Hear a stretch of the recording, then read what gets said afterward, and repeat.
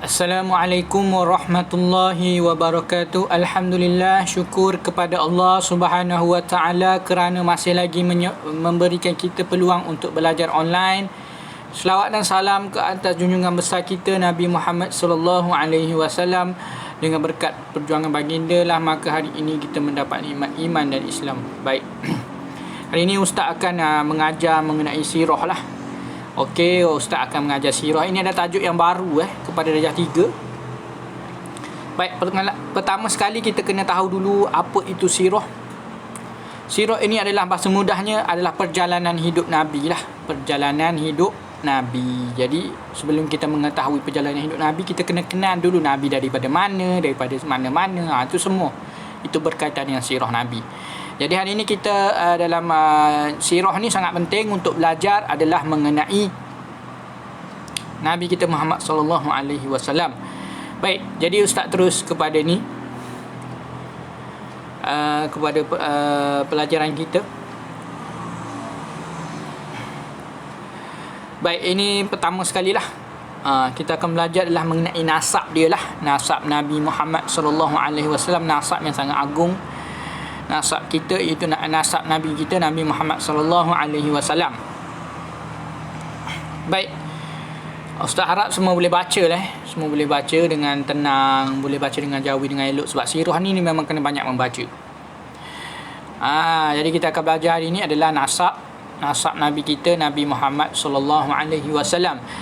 Nasab Nabi Muhammad sallallahu alaihi wasallam, kemuliaan bangsa Arab Quraisy. Okey, kemuliaan bangsa Arab Quraisy. Yang ni tak apa. Yang Ustaz Pangkah ni tak payah baca lah. Yang ni di akhir pelajaran ni tak apa. Itu untuk peringkat Ustaz lah, bukan peringkat murid. Baik. Kemuliaan bangsa Arab Quraisy. Nabi Muhammad kita ni memang berasal daripada bangsa Arab. Okey, bukan bangsa Melayu. Bukan orang Melayu Nabi kita adalah daripada Arab. Nabi Muhammad kita daripada Arab dan dia berbangsa Quraisy. Dia ada suku-suku dia lah. Suku-suku Arab ni dia ada banyak. Okey.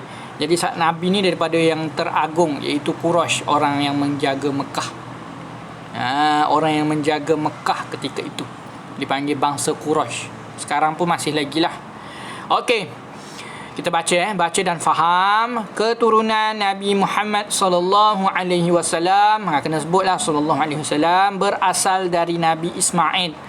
Okey, Nabi kita ni berasal dari susul jalur Nabi Ismail. Okey, keturunan Nabi Ismail lah. Okey, berasal dari Nabi Ismail alaihi salam. Arab Quraisy adalah satu bangsa yang mempunyai, dah tahu tak ustaz baca kat mana ni? Ni. Okey, Arab Quraisy adalah satu bangsa yang mempunyai sifat pemurah. Bangsa Arab ni memang pemurah lah. Dia suka sebab tu dia jadi penjaga Mekah ketika itu. Air Zam-Zam ada sebagainya. Kisah Nabi Ismail ni keluarnya air Zam-Zam daripada telaga Zam-Zam tu. Itu adalah hasil daripada Nabi Ismail dan Nabi Ismail duduk di situ. Nabi Ismail ni anak kepada Nabi Ibrahim. Okey, Nabi Ibrahim dia ada anak Nabi Ishak dan juga Nabi Ismail. Nabi Ishak tu keturunan Yahudi lah sekarang ni. Dan Nabi Ismail tu keturunan Arab. Keturunan Arab Quraisy lah. Jadi bila Nabi Ismail duduk situ keluarlah air Zam-Zam. Bila keluar Zam-Zam maka ramailah orang duduk situ, ada mata pencarian. Di padang pasir itu ketika itu tak ada air, tapi Allah keluarkan telaga Zam-Zam. Allah bukan keluarkan telaga, keluarkan air Zam-Zam. Okey.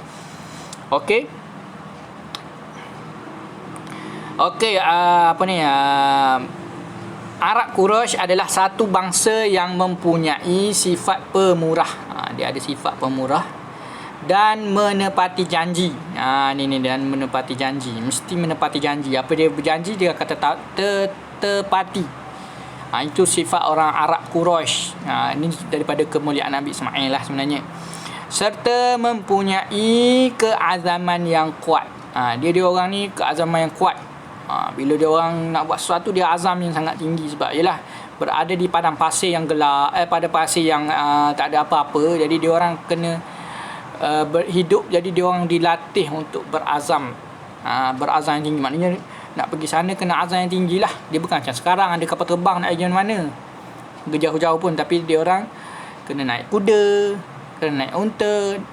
Jadi untuk sampai tu ambil masa lama, berhari-hari. Bila berhari-hari untuk sampai, dia perlukan keazaman yang tinggi.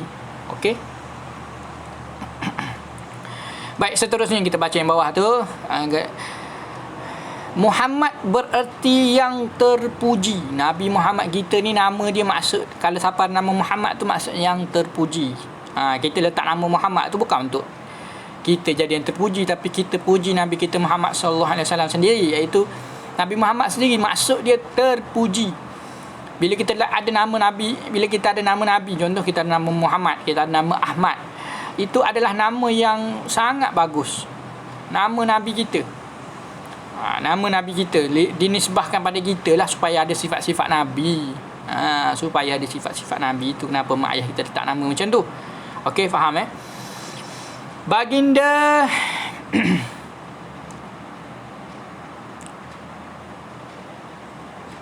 okey, jap. Baik, tadi kita sebut Muhammad bererti yang terpuji. Okey, baginda ni siapa? Sultan mana pula? Tak ada. Baginda ni nak Nabi kita Muhammad sallallahu alaihi wasallam lah, kita sebut dia sebagai baginda lah. Baginda ni maksudnya yang macam sultan lah. Kita anggap dia orang yang sangat tinggi. Betul, orang yang sangat tinggi. Nabi Muhammad ni adalah orang yang paling tinggi. Kena ada dalam iman kita, kena beriman kepada Nabi kita. Kalau tak ada beriman, maknanya kita ni bukan orang Islam. Orang Islam mesti beriman kepada Nabi Muhammad sallallahu alaihi wasallam, beriman kepada Rasul, dan Nabi adalah Rasul lah. Okey. Baginda diputerakan di kota Mekah. Ni baginda diputerakan di kota Mekah. Okey, kalau nanti ada kelas online, ustaz akan minta baca lah nanti. Ibunya bernama Aminah. Aminah binti Wahab. Okey, Aminah binti Wahab. Kena ingat nama ustaz dah. Itu ada ustaz buat kan, kuis itu. Jadi kena ingatlah ibunya nama Aminah binti Wahab. Ibu baginda kita Nabi Muhammad SAW. Bapanya bernama Abdullah bin Abdul Muttalib, dari keturunan bangsawan Quraisy. Ni. Bapanya bernama Abdullah bin Abdul Muttalib, dari keturunan bangsawan Quraisy. Maknanya orang-orang yang tinggi, pemuka Quraisy masa ketika itu adalah orang yang bahasa mudahnya macam raja lah. Keturunan raja ketika itu di Mekah. Seolah-olah keturunan raja. Memang keturunan bangsawan lah, keturunan elit. Okey. Abdul Muttalib ni ada cerita dia lah. Abdul Muttalib ni ada cerita dia. Cerita dia melawan ketika itu tentera Abrahah. Abdul Muttalib lah. Sebab tu dia sangat hebat ni. Abdul Muttalib ni sangat hebat. Atuk dia pun dah hebat, Nabi Muhammad lagi lah. Okey. Okey, kita tengok bapanya bernama Abdullah. Kena ingat nama ayah Nabi sallallahu alaihi wasallam bernama Abdullah bin Abdul Muttalib. Dari keturunan bangsawan Quraisy, satu keturunan dari semulia-mulia kaum di Mekah. Maknanya Quraisy keturunan Nabi kita, salah satu keturunan yang sangat mulia lah. Itu di di Mekah.